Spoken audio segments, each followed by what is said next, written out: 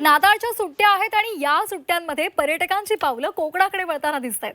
सुट्ट्या असल्यामुळे कोकणातील समुद्र किनारे पर्यटकांनी फुलून गेले.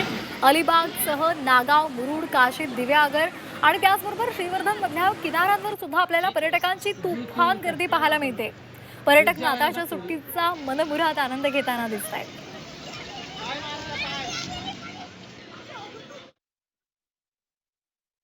मनमडलं पाणी नाही येत, त्याच्यामुळे आम्ही लहान मुलांना पाणी काय असतं आणि एक एन्जॉय म्हणून सुट्ट्या, आता नाताळच्या सुट्ट्या लागलेल्या आहे, त्या वातावरणामध्ये आम्हाला फार आनंद होतोय. आमचे मुलं आज इथं आणलेले त्यांना पण आनंद होतोय का इथं आम्ही आज कमीत कमी 2 ते 3 दिवस आमचं इथं मुक्काम राहणार आहे. पुण्यावरून आलो आहे आणि मी खूप मजा केली या नागाव बीचवर येऊन.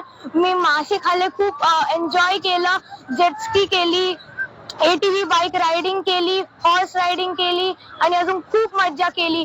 इकडं खूप असं चांगलं वातावरण आहे आणि पुण्यातून खूप अशी थंडी आहे.